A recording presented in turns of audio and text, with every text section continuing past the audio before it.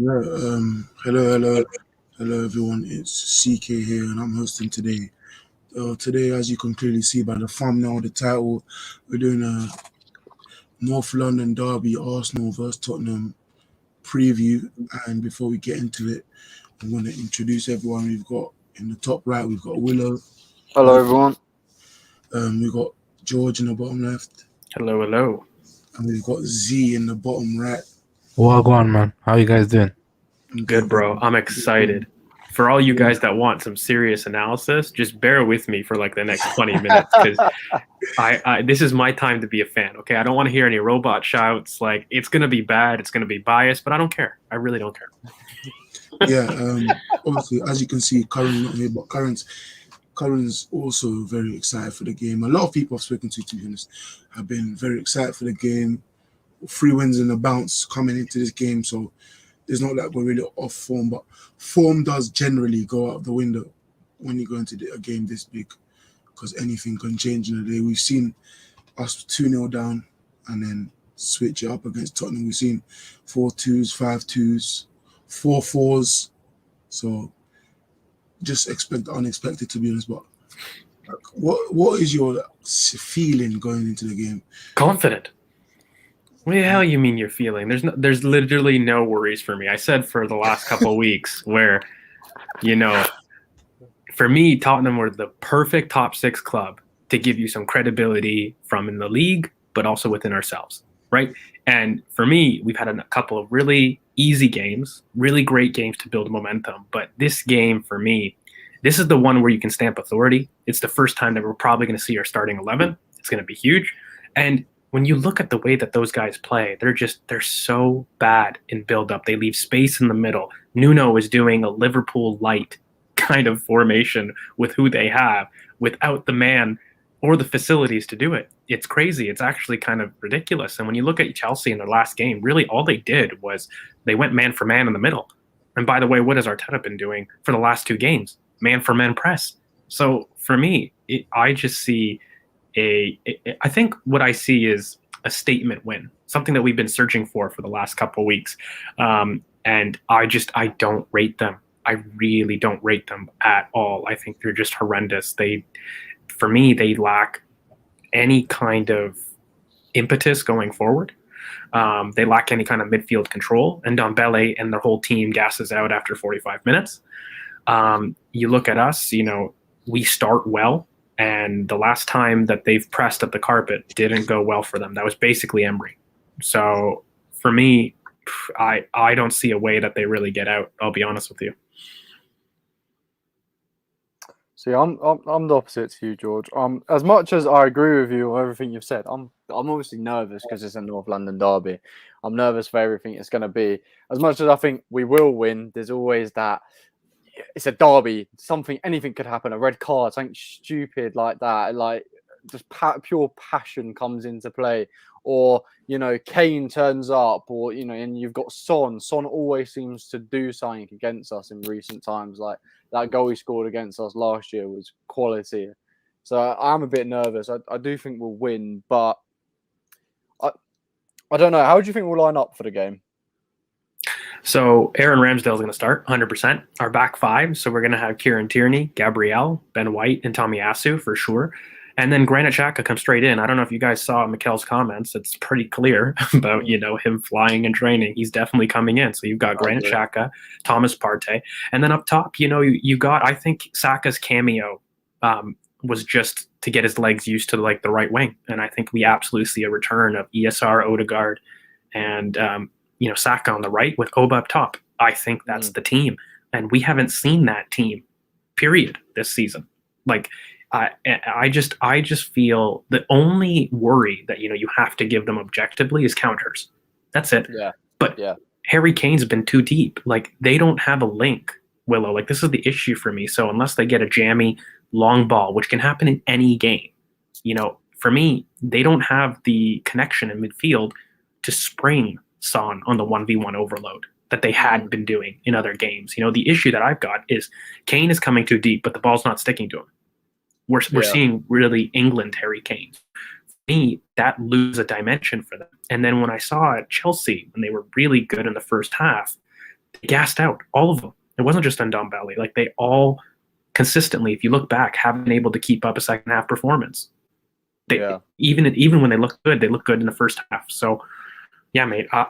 Look, I'm being stupidly bullish and chest out, but like at the same time, I literally don't see a tactical reason where that back six is troubled, and by the way, hasn't been troubled even in the air.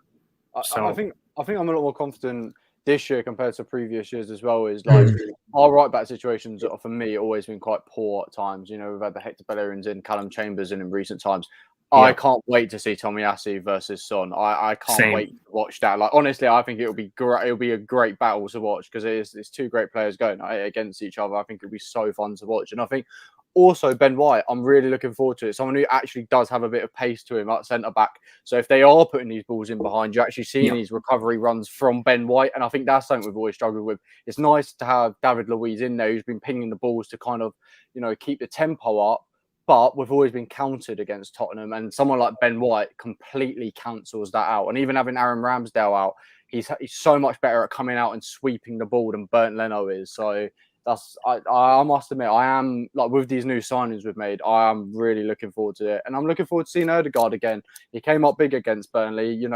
He's showing us what he is actually doing for the money. He scores a beautiful free kick against Burnley, so I'm hoping he'll have a big moment again in the North London derby like he did last year. And mate, I don't know, like there's a good feeling in the ground. Like, look, Twitter can be a vacuum and social media can be a vacuum for what the fan base come. But, honestly, just hearing some of the Wimbledon, I had a chance to rewatch, on YouTube, and mate, like it was a serious performance. I mean, the boys went, so like they've got some more insight in terms of how they felt. But I mean, I didn't see the same animosity. And like this is the first North London derby with fans, hasn't it been in like 2 years? Yeah. So yeah, it has been. So it's legit. It's legitimately been 2 years. I think that there's a serious opportunity for us to really blitz them early, and I really think that the psychological profile of them and how they faded leans into us completely. You start strong, and they have a really poor record, by the way, at the Emirates. Like I'm talking all this beak for a reason. Like they haven't won in 11 years, guys, at the Emirates in the league. In the league, yeah. So I'm not counting that League Cup. Like, and that's stupid. So like, throw that to a side. Like there is legitimately some serious points. And look, Willow, you made a great point on Tomiyasu with Son, because I think that's the game. I'll be honest with you. Their threat is not Kane for me. It's Son. Yeah. Son is the only one I'm really worried about. And Tomiyasu is probably one of the most competent 1v1 defenders in the league at this point. And I don't just say that because he's our player. Look in terms of his aerial duel success rate. Do you know that he's faced the most and had the most successful aerial duels compared to anyone in the league? So, like, when you're looking at it, yes, it's a big test, but I actually put 3 players on the left wing for a right back test. I do Antonio, I do Marcus Rashford, and I do Son. If you can pass those 3, you're 100% competent in the league. And so, while I think both teams, to be fair, have looked poor offensively, the difference is we have not been able to field a starting 11 or a consistent spine throughout. I mean, Bukayo hasn't been able to be at the right wing for 90 minutes all season. So I think we end up seeing that when you talk about somebody who's efficient. That's literally the definition of Bukayo. We haven't had our most efficient player in his best position for 90 minutes. Now, when you add, Emile Smith-Rowe and Ødegaard, who's in good form, by the way, I just don't see really, unless something crazy happens, like you said, Willow, Craig Pawson giving them a red card early, something like that, which of course could happen. But generally speaking, that back 6, I don't think we're going to be troubled. Beyond the nerves of a derby, realistically, I don't see that front line in Spurs, as deadly as it used to be. They were always poor in build-up, by the way. And, they were really good in terms of ball striking and their counters. But they don't even have that. They don't have dual threat. It's just Son on the left wing, and I don't think Harry Kane offers the same thing. He'll get his goal, and we'll go into predictions later. He'll get his jammy goal, but look, at the end of the day, I just think that we use this as a statement win for the league. Personally, like I think Arteta sees this, and even from his quotes, I don't think I've seen him this bullish. I don't know about you guys, but some of those quotes that he's coming out with are like insane. They're very cocky, and I think for good reason. I think it's Yeah, time. something like he wants a statement. Yeah. Something along them lines. And he not only did that, he said that he wants a statement win, but at the same token too, he said like, I'm going to make sure that they know what it means. And like, look, those are all soft factors that you want to cite. But for me, when a manager talks like that, he's setting himself up to fail if he's not confident in his team. Yeah. Right? Like you don't speak like that unless you've seen something in training. And I'll be honest, I just think he's going to be very happy to play Saka. I just think that back six, we're going to start to see something really, really special. And Partey, by the way, against Wimbledon looked excellent. Like even on my rewatch, he looked very, very good. So I don't know. I'm going to pass it to the boys because like you guys were there. We didn't really see Wimbledon. I mean, you guys did, but are you two as confident as what I'm saying? Like, is this just me biased? Who, by the way, I warned all you guys at the preview. I'm not going to be objective here, so your fault for believing that, right? But what do you guys think, Z? What do you think, Z? Before I go into the I mean, like if we're talking about the Spurs game, I mean, look, I'm very excited about the game purely just because I feel like it's just the opportunity for our players to now show exactly what they've been, what they've been doing in training. And I feel like no better opportunity than to play against Spurs, who I feel like are tactically naive. Their players, they don't really suit Nuno's system either. So it's just like it's a mismatch really. And I feel like if we start the way we did against Norwich, because I feel like we started against Norwich very, very well, by the way. Yeah. If we do, I feel like we could actually punish them, and in fact, if we do end up becoming clinical, which we sometimes really do in North London derbies, I feel like we will blitz them away in the early 20, 30 minutes, and that's it. That's where the game is over. But it's something to ponder about. I think where the game will be won and lost will be in midfield. Personally, I feel like Ndombele will try to overpower our midfield, but the pivot of Granit Xhaka and Thomas Partey, I think they're going to be doing their best to cut all the passing lanes, and Xhaka will be trying to dictate the game from his side, and Partey, we already know the magic that he does on the pitch as well. So I think, look, man, Z, like post scandal Granit Xhaka, for if there's the time to go into narrative, mate, this guy's a monster post scandal for like 2 or 3 games. So like, yeah, no, I'm with you, mate. I think it's going to be a thrashing. I think people are going to be surprised on my score line because it's a little bit closer than, I think I'm letting on. But I think the play is just going to be dominant. I think we actually see your possession. See, like I know I kind of saw what you were saying on Twitter about. I think the next step for this team is to take up possession and actually dominate area and space, but also time on the ball. And I think we see that in this game, if I'm honest with you. Probably design. Like I think Nuno will want to sit in. He won't want to counter. But nonetheless, I think we make that step up that you're asking for. I think this is the game where we have to see someone like Emil Smith-Rowe and Saka step up really, because we need them in the half spaces. Ripping the fullbacks inside out really, because we know the weaknesses of Emerson and Reguilon, to be fair. And I feel like if Emil Smith-Rowe and Saka are on their A game, there is no way we can't punish them. For me personally, I wouldn't start Pepe.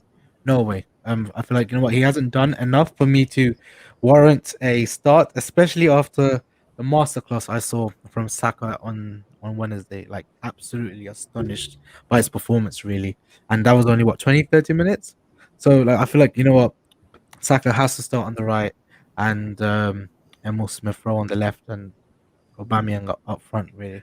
But mate, it's not even just that he has to start. Like the biggest thing for me is like when you look at a derby, what's the most important thing in a derby in the first 10 minutes? Everyone's going to lose their head. You need control of the ball, right? Like you absolutely need to start as the dominant team. And by the way, having Pepe come on, I did this question. Look, everyone knows I was ecstatic that Mikel answered my question.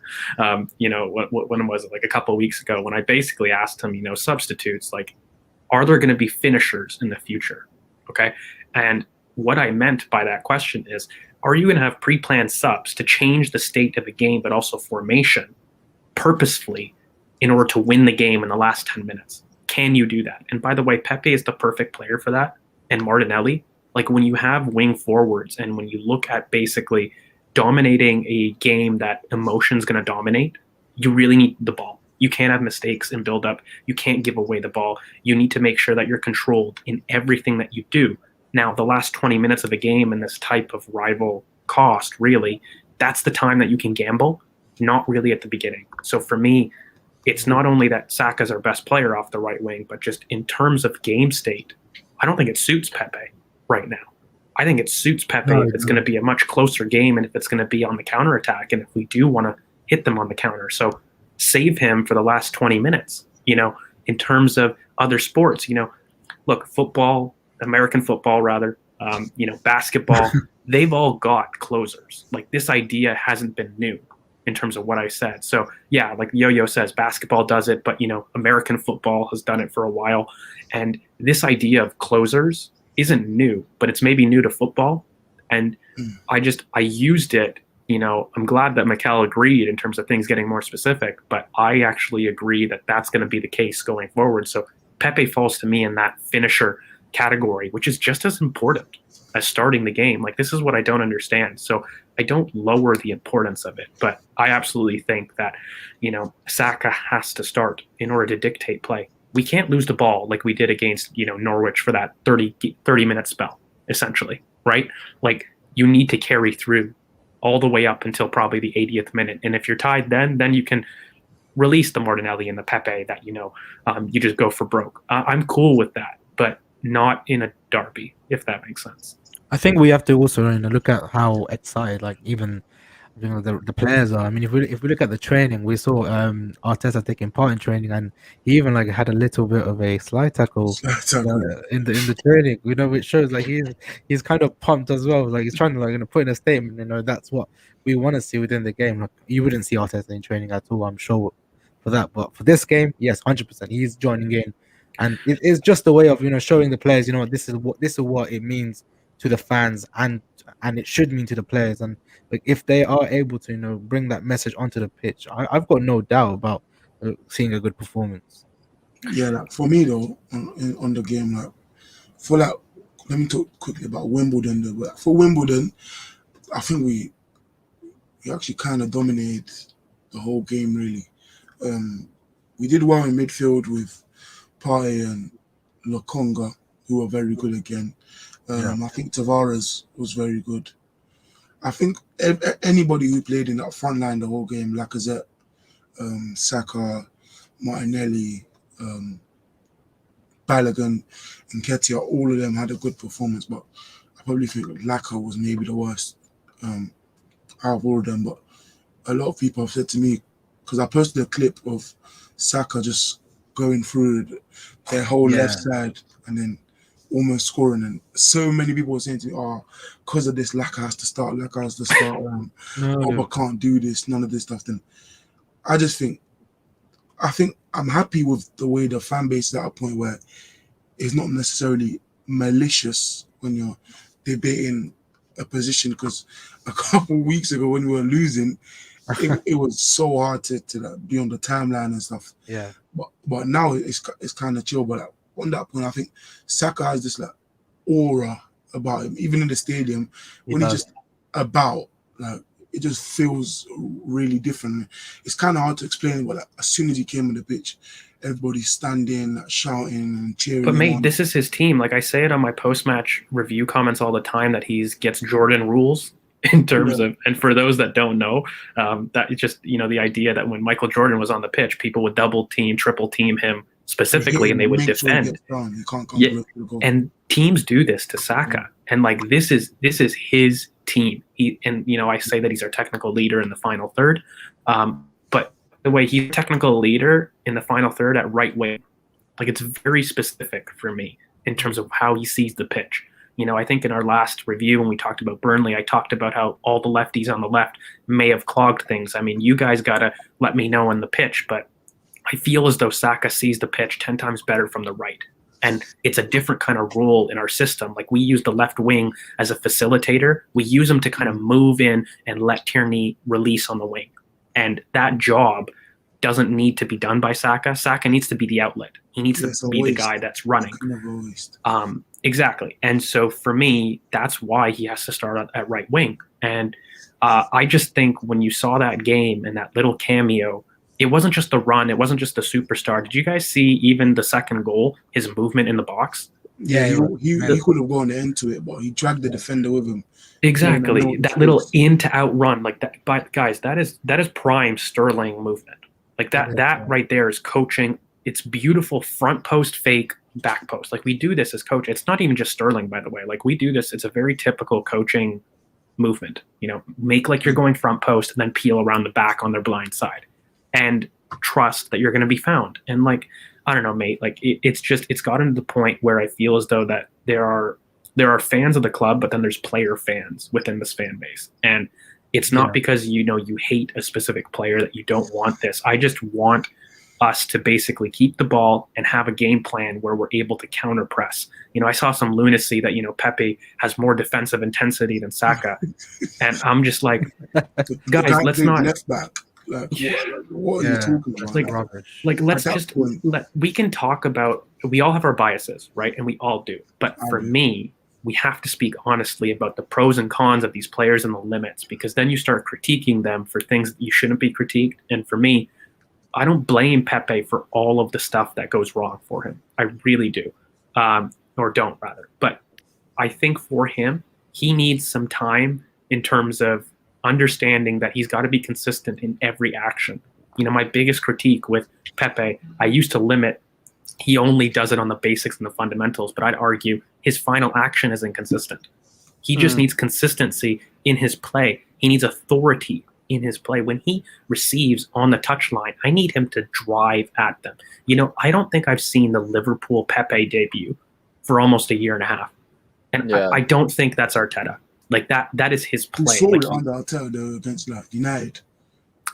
Exactly. And and also, guys, like when I watch the bench cams, like he gets pissed every time that Pepe slows the ball down. Like it's very audible on the bench cams. Like this isn't a coaching instruction for you to stop. Like he wants you to press and go. And so for me, look, I just think we need something different. Like I said, and when I asked Arteta the question, do you think we'll have closers? It doesn't diminish the importance of that squad. They're actually vital members of the squad, and they make you win games. So for me, there's absolutely a decision to be made. I think it's clear personally. I don't know. Do you guys have a different lineup, by the way? Like I mentioned my lineup. No. I'm just going to add quickly to the Pepe thing, like because I think we can talk about a lot of limitations with Pepe and the reason we want Saka ahead of him, and I agree with that. But I just want to add one thing I actually think we will miss without Pepe.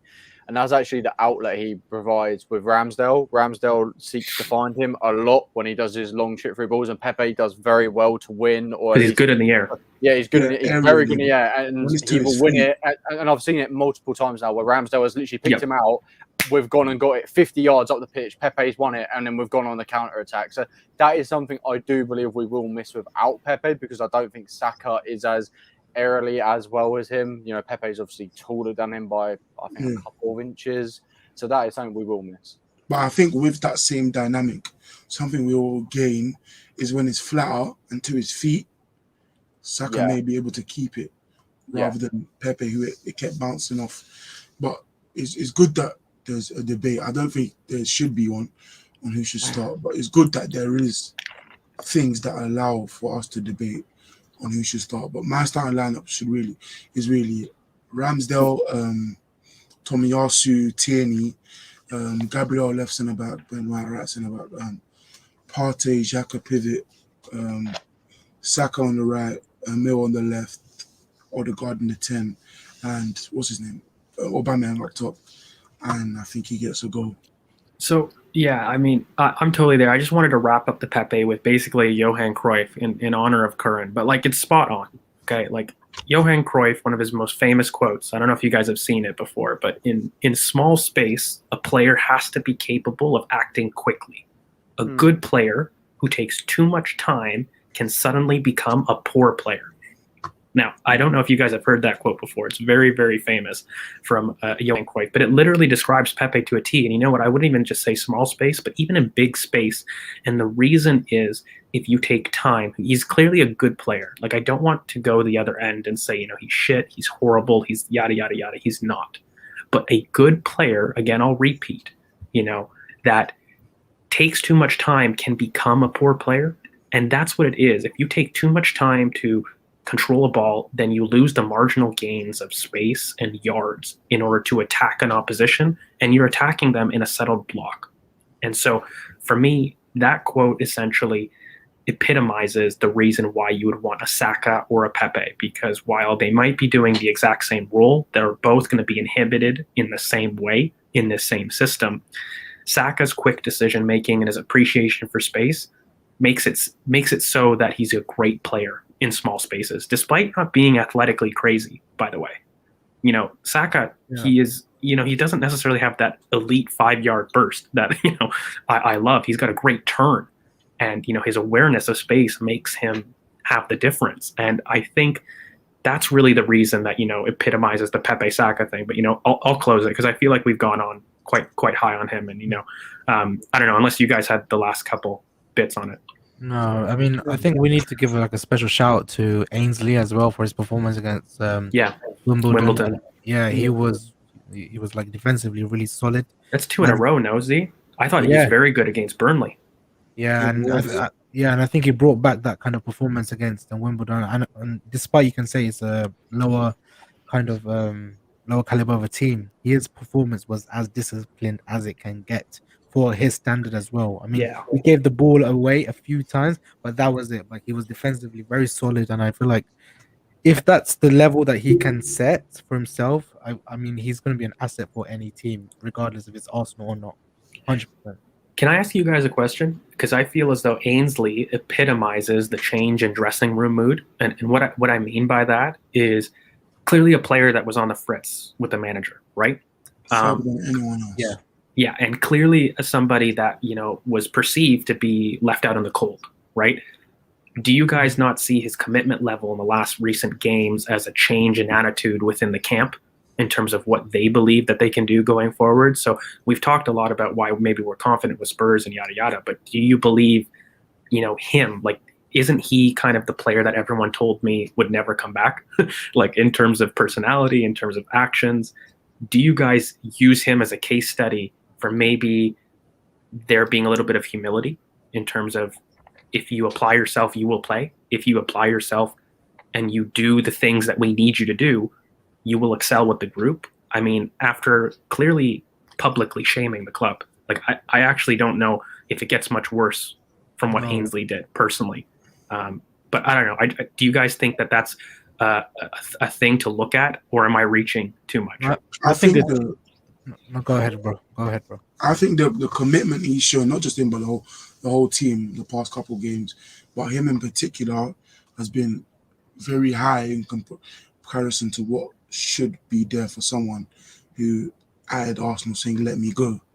So I think it shows that, because obviously Arteta has been beaten with a stick that if someone just messes up, there's nothing they can do to come back, because obviously that's what happened with Guendouzi when he strangled the person. He seemed that there was no way back, and Ainsley arguably probably did something much worse, because he directly attacked the club publicly and left it there for 24 hours. So he didn't even take it down. So it was there for a long time, and he let other fans shame us, our own fans shame us. People make fake articles that he's out of first team training and all this stuff, but he's back, and I think it does give a different perspective to Arteta that other players can do wrong and still come back in the future and still thrive, because he was given a couple different roles in every game he's played. Like for Burnley, he played centre mid and right back, and Norwich, and even in Wimbledon, he played different roles. So it does show if even if you make that mistake, if you get back on board, you still have a chance, to be honest.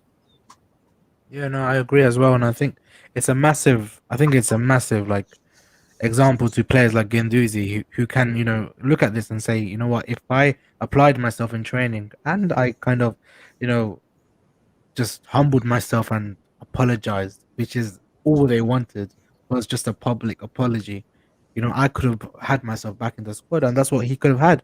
But the fact is, like, if that's not what you want to adhere to, and that you don't want to, be part of the standards that Arteta and Arsenal are setting, then look, that you're not part of the team. And thankfully, for Ainsley's sake, I think he's a very likable character. By the way, I think he's loved by the Arsenal players, and the fact of the matter is, despite his actions that he's made, I'm sure that there has been, there has been a discussion where they've drawn a line under, and they said, you know what, whatever's happened in the past has happened.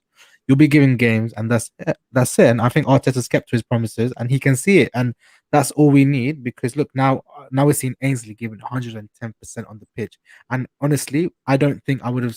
I didn't believe Ainsley could actually play in midfield for us, but I think he's showing that he could do a better number for us than someone like El Neni can at this moment of time, in my opinion. I agree, mate. And like, look, you guys all know my opinion on Ainsley. Like, I've maybe been one of the odd ones that have said he absolutely can play in midfield. It's not a technical issue. It's not a skill issue. It's totally been mentality. It's totally been, is he able to apply himself? And look, I just wanted to highlight the Ainsley example because, I think everyone can see the mood changing in the fans in the stadium. Everyone can see the mood changing in terms of the dressing room. Like, Chris, you said, the application of everyone as a whole, but Ainsley exemplifies it probably the most, having been a character that didn't paint the club in the best light, but has come back and he's even on board.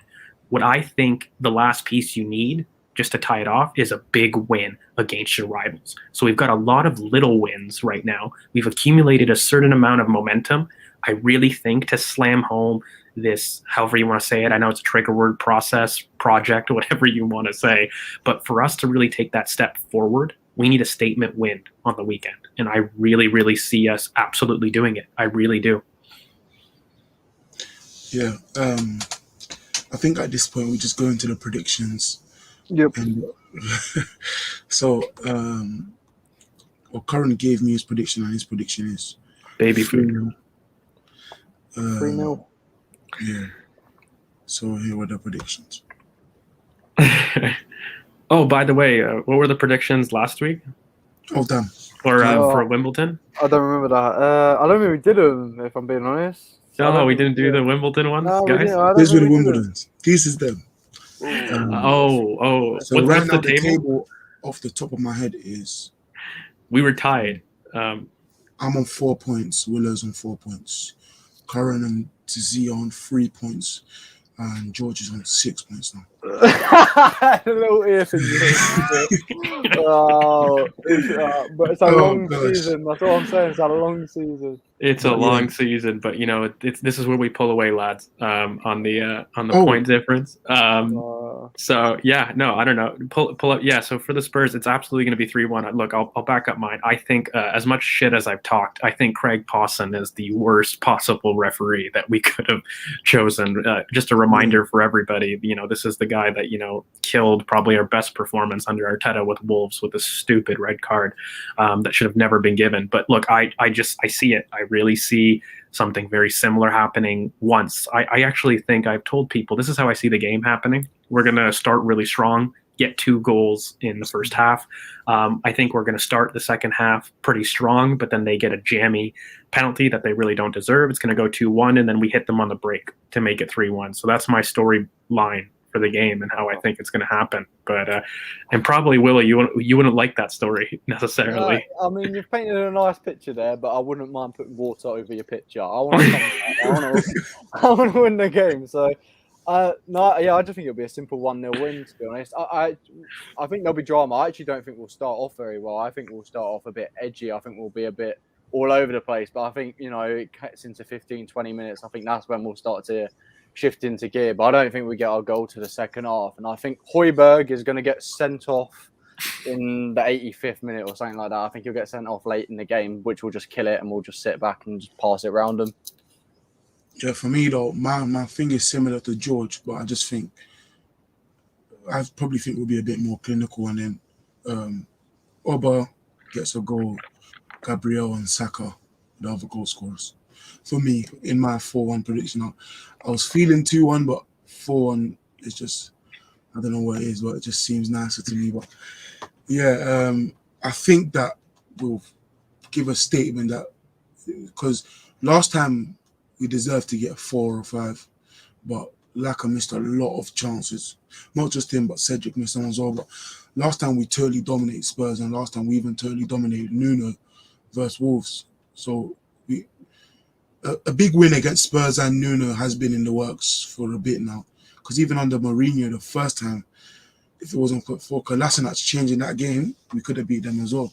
But yeah, for me, I think we spanked Spurs and go into Brighton feeling great. 4 wins and a bounce and a win against the scum across the road. I think I would love actually your score. I'm not gonna lie, like a clean sheet against them, I would love it. I just literally the only reason I put a 1 was because of Craig Pawson. If we had another referee, I think I would have gone with Curran. No, I just think we'll wash them away in the first 30, 40 minutes, and then that's game's over. The second half will probably be a bit boring. We probably lose the track of the game, but we'll stick to it. I think that's how it's going to go. Yeah, I really hope for another clean sheet. It'll just give more points for the back five and just us in general, because a clean sheet shuts everybody up about your defense, the other team's attack. Because I don't think I've seen Kane get a shot on goal in the league this season. So, yeah, like, preferably it'd be a 9-0 win, but you don't get them often. But I think, look, you know what, for me, like, as funny as that stuff is, and, you know, all the crap that, you know, I've kind of said, I just want a dominant performance. I really couldn't care less about the score line, to be honest with you. Like, I just want there to be no doubt that we won, and we won convincingly. Because I just feel as though we've got the players, and in terms of Nike, just do it. You know, you get, you know, it's there. You know, all the talk has been there. We have video proof. You know, I think this is the first time I've seen the fan base actually unitedly optimistic, though. You know, it's the first time I've seen that in a while. So I just think we got to do it. I mean, there's a reason we're confident, and I think it's really the back 5 or 6 now. That gives us the confidence that, you know, look, we might be stuttering up top, but we can sustain attacks, we can keep them out, and we can control the narrative of the game, which is just domination in space and players. So let's just do it. Just go out there, get the win, come back so we can gloat. Give me my 3-1 so I can go 2 on the bounce, and we move. give me a 4-1. Saka, please. Saka, please. And I just hope, I think Emil, because he scores. Oh, can I be specific, by the way? So my 3 goals, it's going to be Harry Kane, penalty, and then Oba's going to score 2, and Emil Smith-Rowe is going to score 1. For me, it's Saka, Gabriel, Emil, and Oba score the 4. And in that order. Oba, 4th goal, that's not him. Oba never gets the icing on the cake. He always gets. No, he'll start us off. He'll start us off. Yeah, he always gets something. But yeah, we all hope for, even Willow hopes for a 5-0. Yeah, 5-0, just as much as it's not your scorelines. when I was sitting in the Wimbledon game, it was that 2-0. So I was 2-0 finish. I'm thinking, damn, I got this in the bag. Saka comes on 76th minute, and I'm looking at my sister like this. I breathe a sigh of relief. I go, oh, drink it in. This boy's going to be at the stadium, and he's going to recognize the power of the prediction. Came on in the 76th minute and just changed the game. I was pissed. I was really. I kept on checking my phone. I was like, please, like, I'll you know, score again on Wimbledon. You know what? Yeah, get a shit goal, please. Something. Yeah, bro. I was the same. I was so annoyed the fact that we couldn't score more goals. I was like, the chances. Oh yeah, that's funny, guys. But yeah, I think we're kind of done. Whoa. The combined 11. No, with the Arsenal game. Not in general. We're going to lose 1-0 in the 24th minute, concede a rebound, a volley from a corner clearance. Then Nuno tells all Spurs players to sit back and protect. If they sit back, that's a problem though, because they don't have the defensive. Look, they're going to get picked up. Look, I disagree with how your storyline goes, but look, I hope they sit back because they don't have the defense to really meet, and the midfield really. That's key for me, by the way. Like, I don't know if you guys did watch the Chelsea game. But I found it very, very interesting because they had Ali in the Odegaard position. Did you guys watch that game? He was that left center mid kind of pivot outlet. And then, you know, he kind of took it forward. But the real thing that clinched it was Conte in the middle, and they just went man for man. Right? And it wasn't just like Conte's play. For me, it was going man for man in midfield. That's what you got to do, because right now Nuno does this like weird Liverpool light press. Yeah. And so it's more blocking of space than it is players, because he doesn't have the facilities. But essentially, if you go man for man, quality will outrun it. And yeah, I think Partey eats Ndombele for breakfast. Like, yeah. I don't think Ndombele starts because he hasn't really been starting for them much this season. I hope he does it. I hope he does what he. I think it will be for Tottenham. I think they'll line up. Nuno will go safe. I think he'll go Hoy because he's done this midfield three as well. Højbjerg and Winks. I think he goes Højbjerg, Winks, and maybe even potentially skipping a free because he's done that. I think he did that against Palace and he got slapped. Oh yeah, maybe not. Okay, so maybe I think it might be a Winks, Højbjerg, and I think someone will play. Maybe Ali in the 10. I think that'll be his midfield. He better not go for. Well, okay. I hope he goes for a flat 3, like he did against Palace, because then we can. Because Palace play a lone DM of Kouyaté and they couldn't do anything against him. Like, I really hope they play flat 3. Bro, I don't even think people deep. You know what's crazy? I was getting into arguments on Twitter. I know we have to move on, but people are like, "Where is all this confidence coming from?" I go, guys, have you guys actually watched Spurs? Or are you doing narrative from 5 years ago? Like, I don't think people realize like they have worse athleticism than us, and that's saying something. We don't have athleticism. So for me, I really don't see an outball for them. I really don't. And I actually think that. Unless there's a narrative with referee or something, there's just like I said with Norwich and Burnley, there's no way we lose.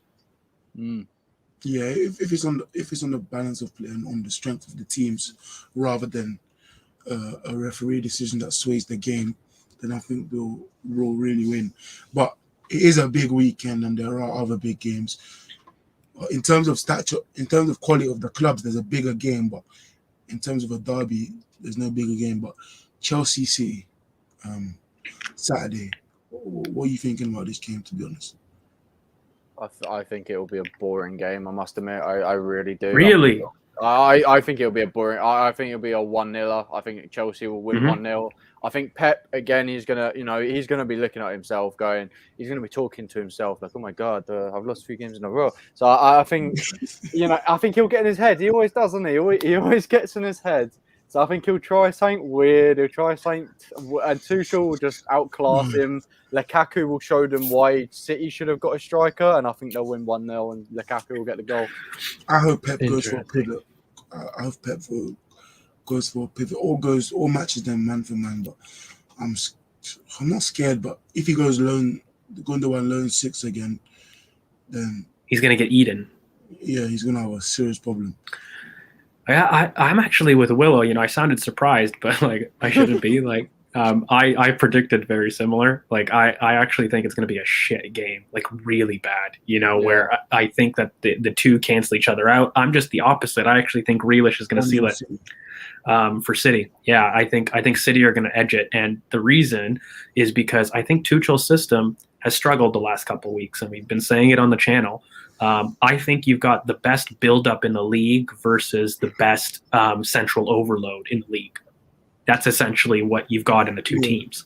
And for me, they're the kryptonite of each other on paper. And it basically comes down to individuals. And I just feel as though Chelsea's system hasn't been creating enough quality chances to let that build-up really shine. So it'll always be elite. They'll get out. But I haven't seen enough quality chances in the last couple of weeks that I can really confidently say, oh yeah, Lukaku's going to really do it. Because for me, City are the best team in the world to close out space. So like if you did have to limit Lukaku, we showed what not to do. But City are the perfect team to really negate that just from positioning sense.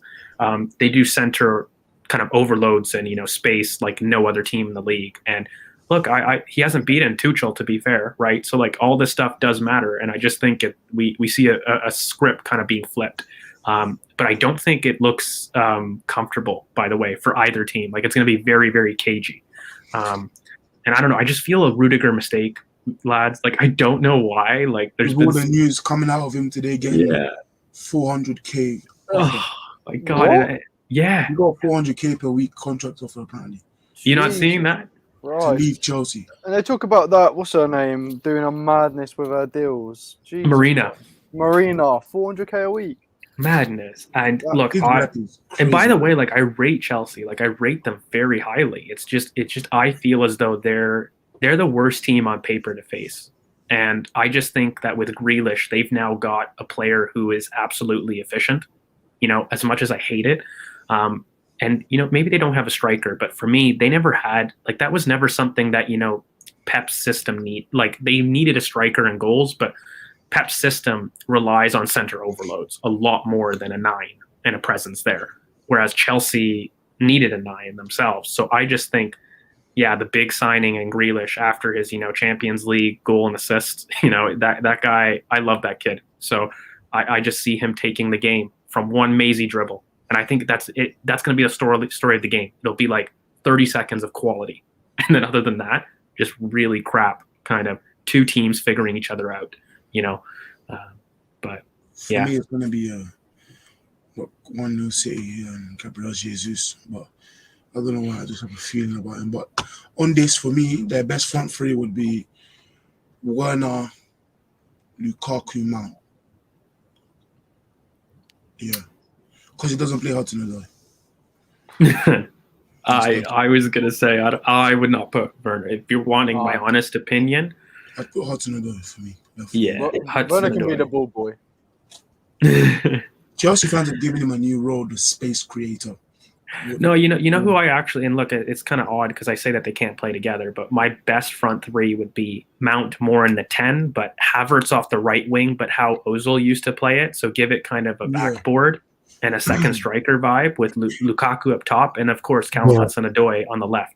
I'm talking in their current formation. You're talking in the 4. Yeah, I would change it to a 4 anyways.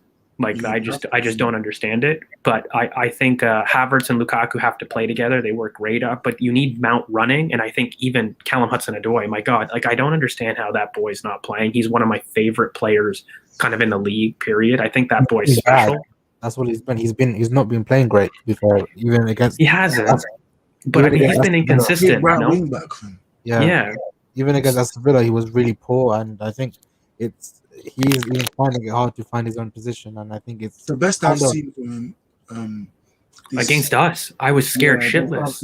Left wing against Bellerin. My God, it was a murder. It was horrible. There was a homicide, and that guy hasn't played there in so long. So if you're asking kind of what I would do a 4 with Havertz in that right wing, because look, they've got James that bombs on right as a right back, so Havertz won't be touchline. He'll be in the middle. And for me, if you just got Mount floating in and can run on in space, I think that'll be a very dangerous dynamic for me. I do think they need a right wing. And that's why I said, when we were analyzing Chelsea, they really needed a right wing for me. And, one of my favorite players, Karim Adeyemi, would be unbelievable for them in terms of the profile that they need. I think they need a bit more direct and a little bit more somebody that can receive kind of in contact a bit. I don't trust Hakimi. I don't trust Havertz necessarily with that. I think how he's played. Not Hakimi. Ziyech. Sorry, I don't know why I said that. Ziyech. I don't trust the Ziyech in terms of receiving under pressure. And I think Havertz, what's worked best with him is floating. But I actually wouldn't do that. I would stick him really close to Lukaku so that they can build off each other. Because I think Lukaku needs a second person to help him out with the first touch, essentially. You need someone to play off of and then burst into space. So I think Havertz could do that. Okay, so quick question answers from me. Yes, I would.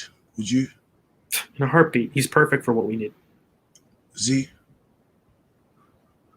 Hell yeah. This would never happen, but he's perfect for what we need. An opportunity to take a Chelsea player, hell yeah, man. I would do it. Would you take him? Yeah, I'll take him. I'll take him again. Just a star boy. I've seen so many comps of him. I'd love to see him come to Willow. Here, I'm going to say something that's going to sound a little bit ridiculous, but I rate him as high as Sancho in terms of potential and ceiling right now. I think they're different players, but and I probably prefer Sancho in my eye personally. But in terms of ceiling, look, make no mistake, as bad as he's been, this kid is elite, an elite talent, and. Yeah. I don't know why he's not been played. If we could get him, oh God, I think that would be unreal. That would be so funny. I've been saying to someone, and I got heat for this a lot, by Arsenal fans, how can I see you been running prop for Tammy and Cho? What's wrong with him? I'm like, Chelsea's academy is crazy. That Those these are two good players weren't getting minutes in their team, and they performed when they played in their position. Yeah. But chose a quality player, and if Chelsea don't play him soon, he's gonna walk out. There's so many good Chelsea players that's gone out on loan and have made the wrong decisions as well. Their academy, mate. Like, I don't understand how they keep getting away with it. Like, they have had elite Livramento, Callum Hudson-Odoi, Tammy Abraham. Like, are you guys seriously telling me? Like, yeah, Jamal Musiala. Like, mate, come on. Like, those are 4 players right now that aren't just like good talents. We're talking like world-class talents, and they're gone. Okay, cool. They have a buyback clause on, Livramento. It's just, I don't understand it. And look, I think Callum Hudson-Odoi, for his career, has to move. Just respectfully. Has to move. And I feel sorry for him because I think, this is just a guess for me, I think if Werner wasn't bought, he'd play a lot more. Yeah. Just because I feel like any manager is forced to play Havertz and or Werner. But Chris, this is Chelsea. Like, they can just buy whoever the hell they want. Like, this is what I don't understand. I literally don't get, like, there's actually an aversion to academy talent that doesn't make sense to me. Like, even Havertz, as much as I think he's a great player, are you telling me Tammy can't make the runs that he's doing with Lukaku as a strike partnership? He did. He's doing it at Roma. Like, I don't get it. And by the way, like, before they got Lukaku, I was a big fan of giving Tammy a consistent run of games at 9 with Callum Hudson-Odoi, Mount, and you needed a right wing. And I thought, oh my God, very scary front 4. And I don't know. I think, I agree. Musiala is nuts. That kid's crazy. But, why don't they give... Can you guys name me the last academies? Because they've got, by the way, huge world-class talents. But when's the last academy star that they were able to bring through and actually bring to prominence? Oh, Mount. Is it just like it's basically Mount? No. Reece James as well. Reece James. Yeah, Reece James. And these are inconsistent, right? Because I think even Chelsea fans. 22, it doesn't really count. But the thing is, it happened for a transfer ban as well, so it's very hard case studies to even have because of that. It is. If that didn't happen, would that have happened? You don't know. That's what I mean. So I don't know. I feel as though they deserve more criticism. Yeah, and probably look, guys. Can you guys correct me if I'm wrong? But John Terry was an academy graduate. No? Or am I thinking wrong? Did Terry come from West Ham? I know Lampard did. So when he said that's the last person I thought about Terry, but I'm checking if anybody's after him. And that's what I think. And doesn't really count to me. So I don't know. I just feel as though they rightfully get the praise for their production. Yeah, Bertrand was, to be fair. But again, that's not elite. So anyways, look, you won a Champions League. Allow him, I know. Anyways, no, I love a lot of things about Chelsea right now. I think they're in a very good position. I just don't like how they treat their academy youngsters. I really, really think that they're missing a trick. And it's not like we're talking about a player that has maybe potential. I think Callum Hudson-Odoi has elite world-class potential, and to misuse that talent for me is lunacy. It should be worth a sack. I've said it in the past, whether that's Marina, whether that's somebody else. When you do that to too many players, it's not on. And so I don't know. They also stopped him going on loan. He was meant to go on loan to Dortmund, and they actually rejected it in the end and stopped it. So it's weird. It is weird. I hope he leaves. Look, I come across as a Chelsea fanboy now, but man, I just respect talent, and like that kid for me, everyone knows how much I love Mount, but that kid is special, man, special. And yeah, I'm not sure on the other I think I know Villa and Man United, but that's not really too big, and that's going to be very simple. I don't know. Really quickly, what do you guys make of the whole Sancho stupidity that's going on the timeline? I mean, I've got my thoughts clearly. I told all of you guys that he'll be the fall guy. He was the fall guy, and it's not necessarily what he needs, because confidence is what a player in that situation really needs, and what's been doing to him by United fans mostly, in fact, because United fans are involved in it, to be honest, even though they're trying to give him time. But because of what they did to Pepe, other fans weren't allowed the time. But I knew he hasn't even got a shot on target. he's been poor, but I said this was going to happen. One of my favorite players outside the league, but going to United was not the move. And I always said, if he was going to come to the Prem, as an Arsenal fan, I would have preferred United than Liverpool. But for him, I would have preferred Liverpool just for the manager and the left wing.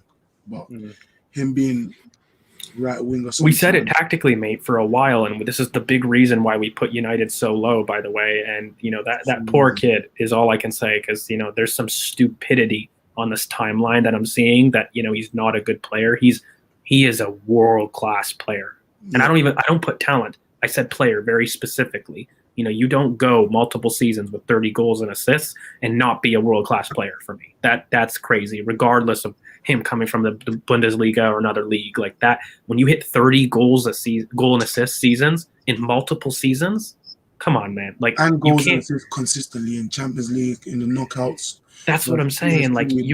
You cannot do that. And look, as a rival, I love the comp. It did make me laugh. I'm not gonna lie. It was incredible. It was. But I hate the lunacy on the timeline, because I'm seeing people get upset at him for playing right wing with a combination player against Aaron Wan-Bissaka, who, when he does get up, he underlaps. Come on, guys. It was the stupidest tactic I've ever seen in my life. And Shaw is right there. Chris, Shaw is right there. Yeah, it could be one of the best partnerships in the league.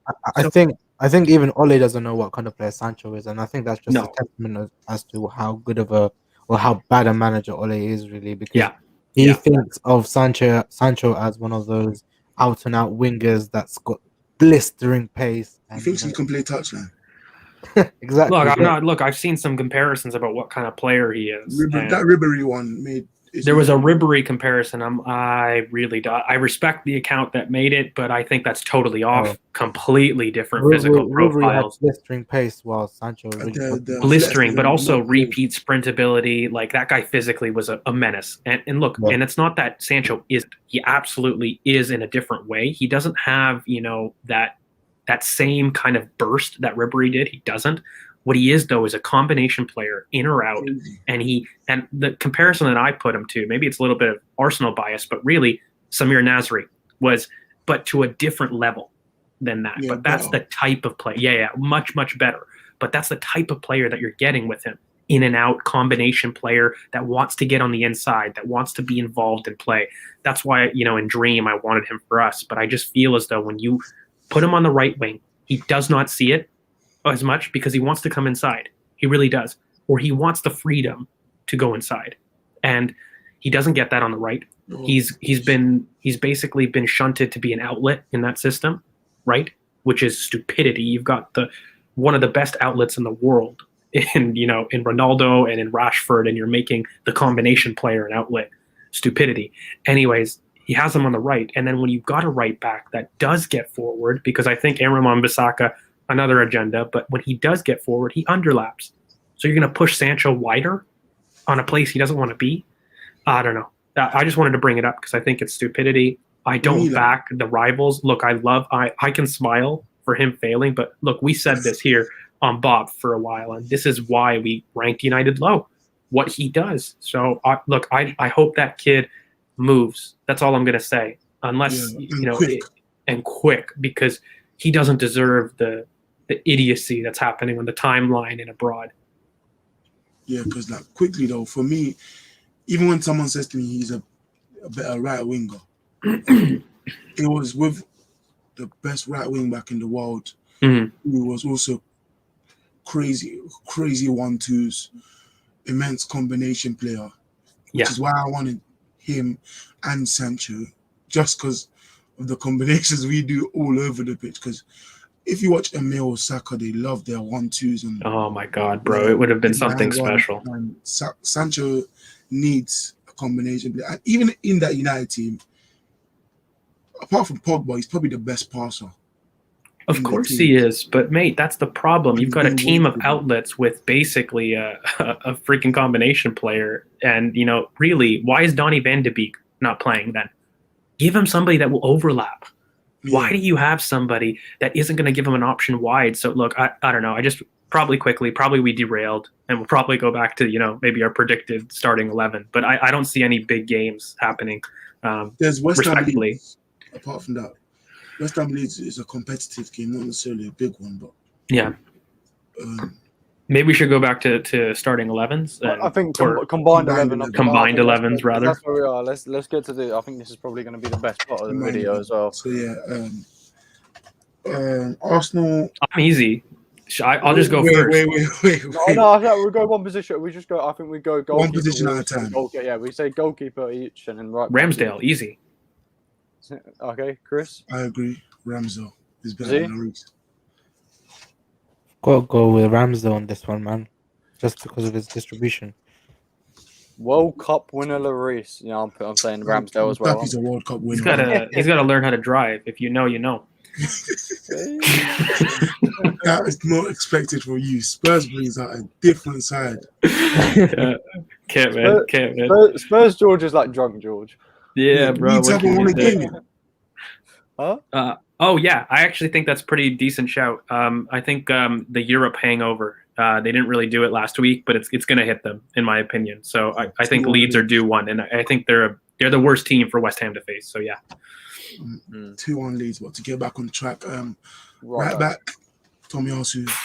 Yeah, the idiots on the timeline going that Emerson was the better choice. Are you high? Yeah, he Are was you on high? that Idiot.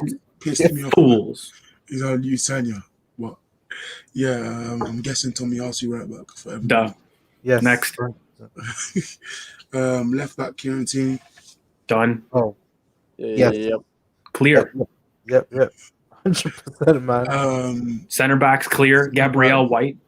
Oh, are we? Clear. For me, Gabriel White as well, but people debate Romero. Why? No one's saying What has Romero done? No. Hold on. What has Romero done? I think he won best centre-backs in defender the Serie. Serie Yeah, he A won best 2021. defender Serie A. Okay, what has he done in the Prem? I mean, Because he's been shit. I haven't seen anything. He has been shit. He's Well, I don't been think shit. Has he played?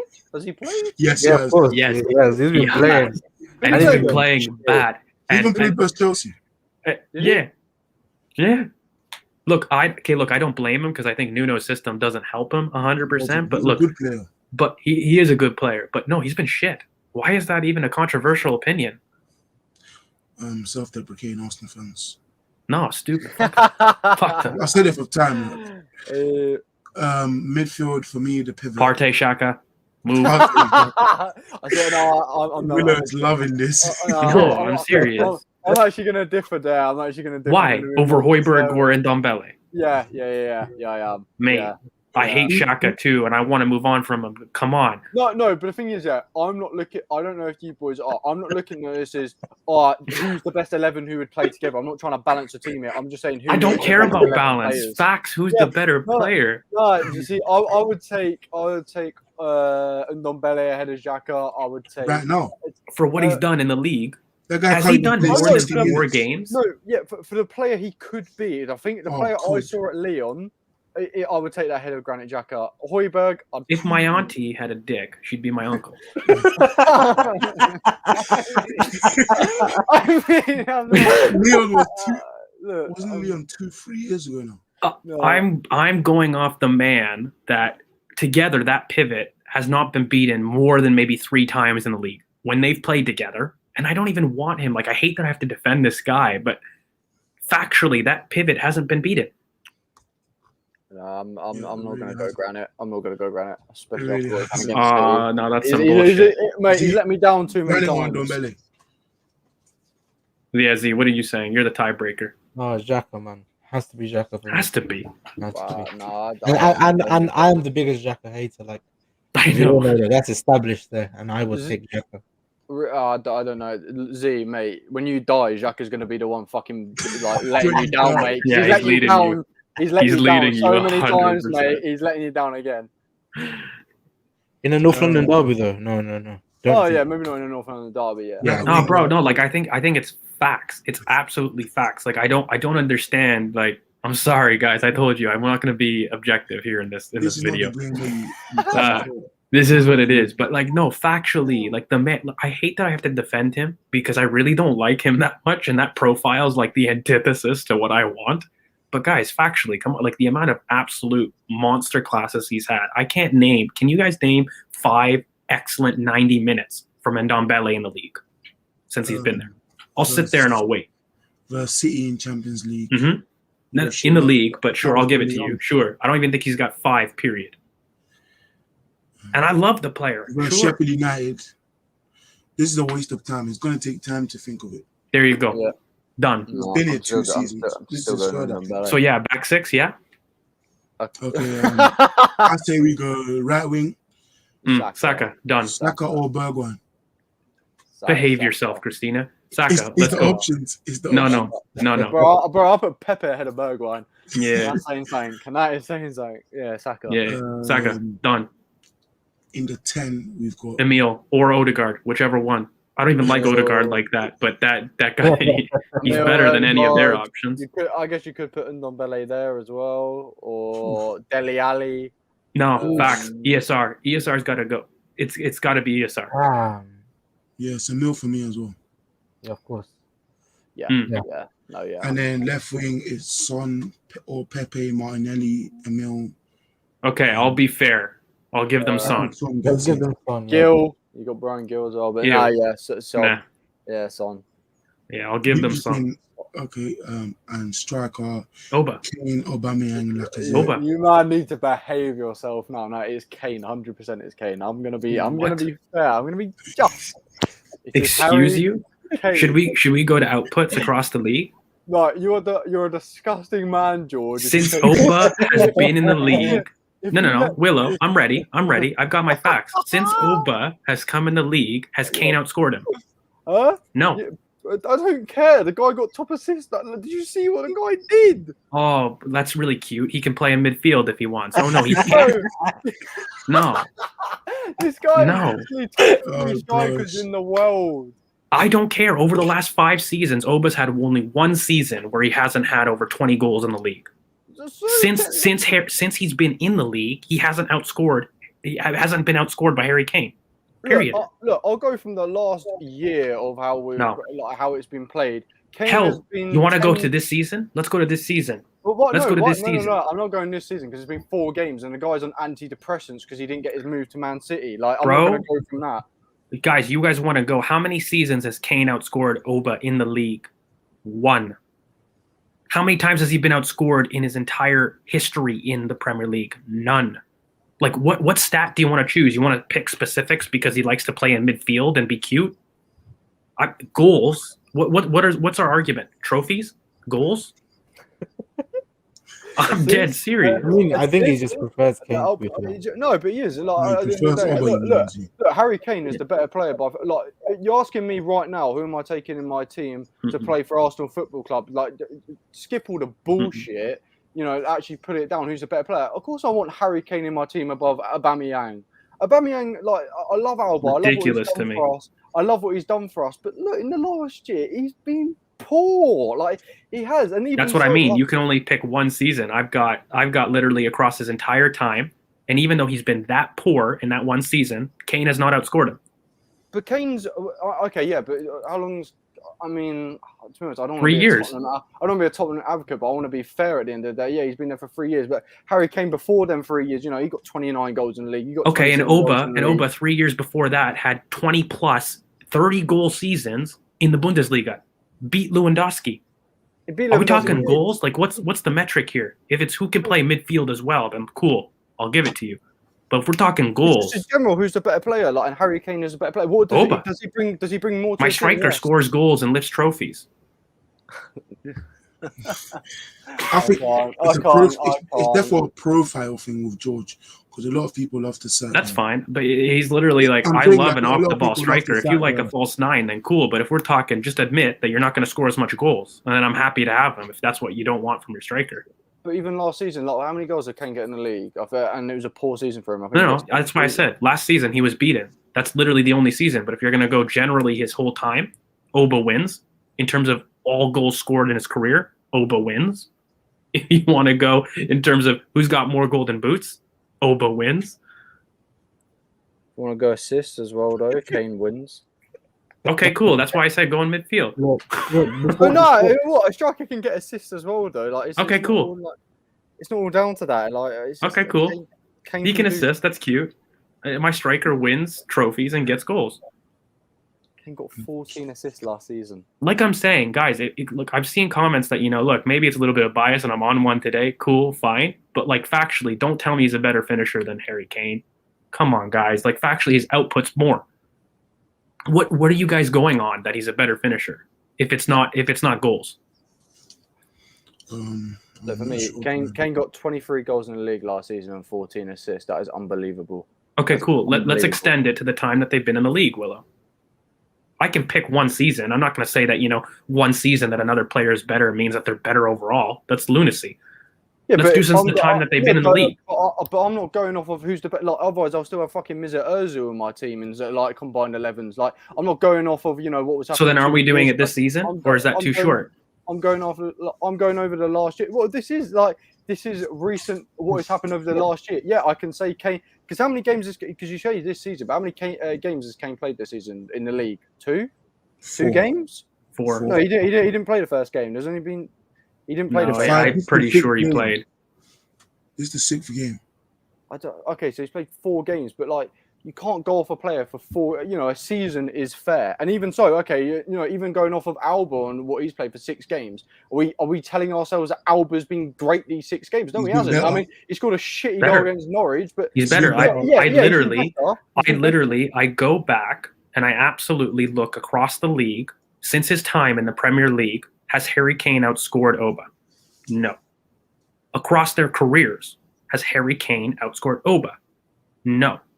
Who has had more golden boots in their respective leagues? Oba. Who has done it in multiple countries? Oba. Who's done it consistently in the Premier League? Oba. Who's won more trophies?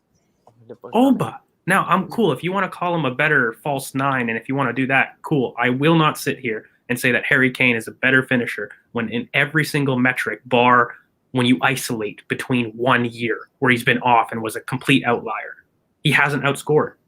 There's been seasons that, a couple games that he's got more league goals, but factually, the total goal count hasn't exceeded him for the time in the league. No way. Not a chance in hell. So, Zito, who are you picking? Because it's clear. Come on, it's gonna be over, man. It has to be over. You know why? Because you know what? When it comes to Tottenham, I don't give a shit. So, Fuck that. This is unbelievable. I don't care, Willow. I don't care. It's the one video you want. No, I'm biased. I don't care. But I'm low key cooking. If you do look at the facts, go back and look at them. All those outputs are true. Oh god, this is so bad. What it is though, I don't know, man. Kane is unreal. Kane is unreal in what he is. He's good. He's more great. He's more than good. He's literally been like top. Like last year, he was like top 2 strikers in the world. Why hasn't he got a trophy? I mean, because he's even with England. He's at a shit team called Tottenham. But even with England, when he's got a good team. I mean, you can't say that with England either because they've underperformed for the last 30 years, 40, 50 years. Well, he was the My man player. was 1-on-1 with a pass to Sterling to give you guys a championship, and he couldn't. He choked. Like at what point? At what point do you go? You know what? Fair play. You got given ref excuses. You got protected by your league.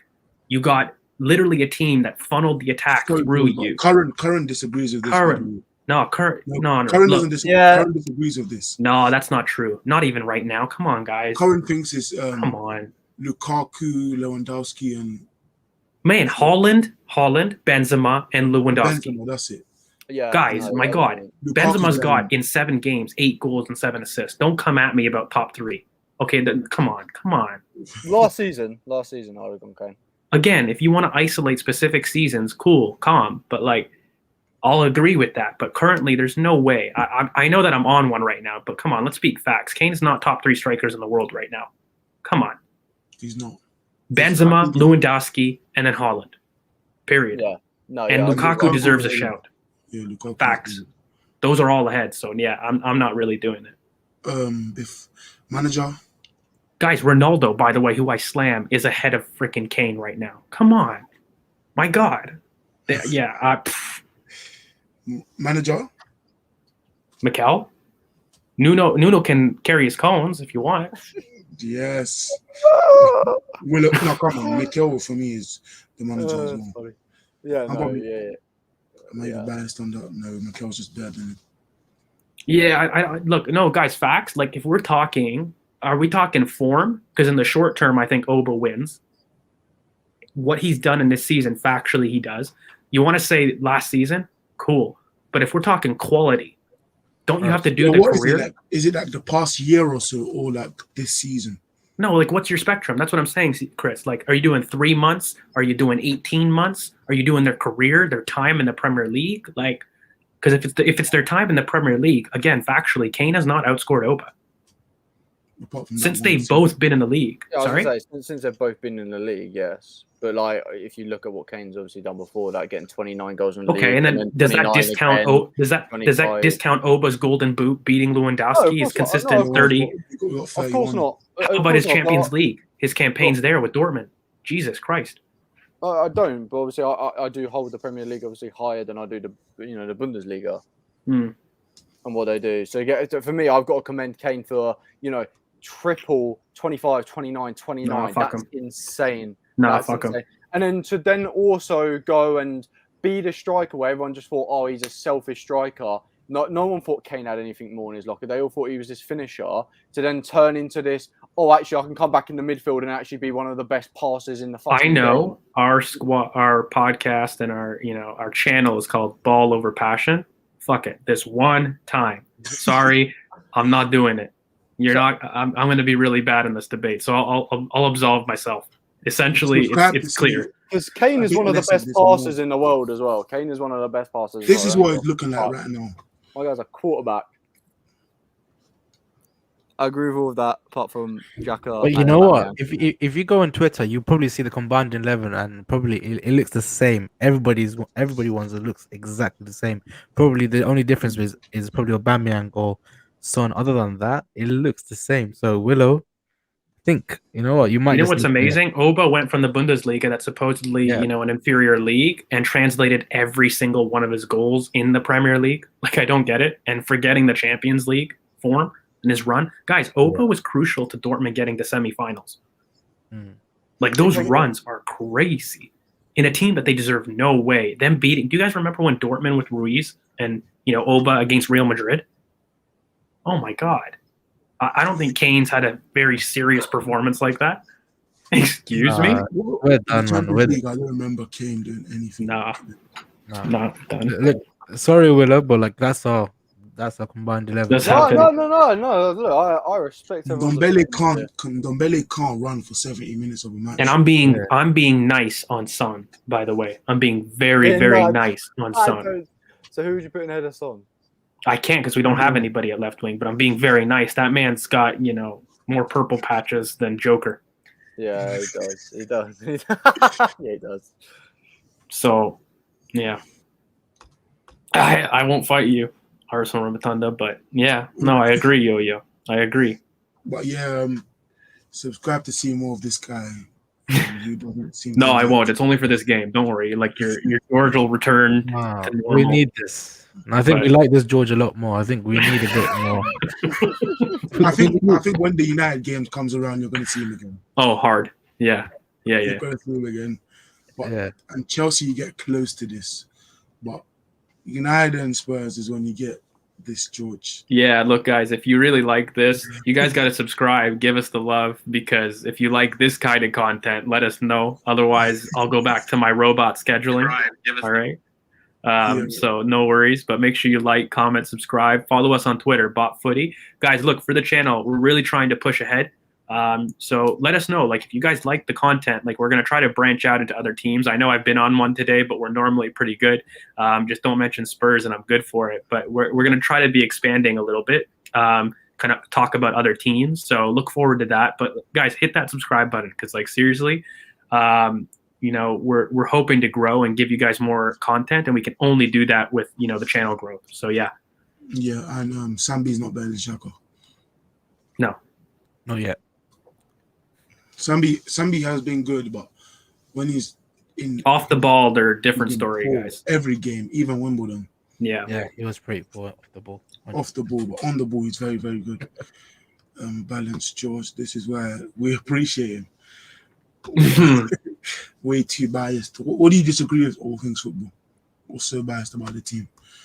I'll bring it back up because apparently it's way too biased. Kane is basically the only one, but there's no way I'm not having anything else. I've seen. Well, some people I've seen them have Lloris in. Yeah, I've seen them fair have enough. Romero in. Lloris in. Yeah, I've seen Lloris, Romero. Lloris has been poor for years now, man. Oh my I've seen days. them have Højbjerg in as well, which to be fair, I actually don't mind Lloris has that. beaten more court cases than he has matches at this point. Come on. My God. This is a special day, guys. It doesn't come around too often. You're gonna wait like maybe 2 months for one of these. But Let's wrap it up before I get canceled. before you get a whole new reputation. Mm. But yeah, I'll bring up the predictions again just for those that haven't seen it. Yeah. I'm going to go 2 for 2, absolutely. When he says 2 for 2, he means he got 2 in the same week, because just to remind everybody, your boy got his Wimbledon matches. So the game before he didn't get correct though, did he? that's okay. We move. We pull away. First Wimbledon, George got it correct. I was close, but Saka had to turn up. Guys, by the way, I don't know if we haven't heard of a consequence. So just a reminder, like we're going to keep track, and like we've been doing. What's the table again, Chris? George is top on 6 points. Me, Willow are tied on 4, and Curran and Z are tied on 3. Yeah, so that's the points. But guys, comment down below and on the video as well when you watch it back what forfeits that we can do. Again, keep it legal. All right, but some I know people have said I'll do a TikTok if we do get top 4. So I'll let you guys pick the TikTok and I'll do a TikTok dance. But when we get top 4, George will do a TikTok dance. Exactly. So I'll do that. When we hit 1K subs, George will do another TikTok. I will. I promise to do a TikTok at one. So that's another reason to subscribe. If you want to see me do a TikTok, I'll do it outside of my closet here. But yeah. Follow Curran on Twitter. Curran BoP. He's not here today, but he has predicted a 3-0 win. Follow George at GeorgeV_AFC. You'll see a bit less of this, but you'll see some of it some places. Follow Z Arsenal_Z on Twitter. You'll see some of what you've seen from George. We need them back on the timeline, man. 100%. Yeah, and you'll see, and then follow Willow at the one Willow on Twitter. You'll see some of George a bit less, a bit more toned down, but you'll see some of it. And follow me at PureCKK on Twitter. Will you see? You'll see a little bit of crazy because this guy loves to screenshot me in my weirdest faces. So like, yeah, he loves to catch me out. So. Curran does it, but you'll see some. Mostly you'll see Lord Gunnar, I don't mind that forfeit. He goes, how about a spoonful of hot sauce? I don't mind that. I've done that. I've done the cinnamon challenge and stuff. That's too easy. That's too easy. How about like a California ghost pepper or something mad like that? I've got some of them. Carolina Reaper. Yeah. I've got some Reapers. Yeah, there you go. Like you have them with you. Yeah, I've literally got them. Oh shit, this guy knows spice. I mean, you're prepared. You're prepared. Yeah, I'm prepared to deliver them to your house when you lose. Yeah. No, I'm not doing that. And follow BoP Footy on Twitter. Thank you again for 200 followers. Follow Ball Over Passion on TikTok. I need to get a bit more active on there, to be honest. And subscribe to the channel. Turn on post notifications. We'll be going live soon with the reaction to the game because obviously we play on Sunday. Let's hope George's prediction is close, but no cigar. See you soon. Peace.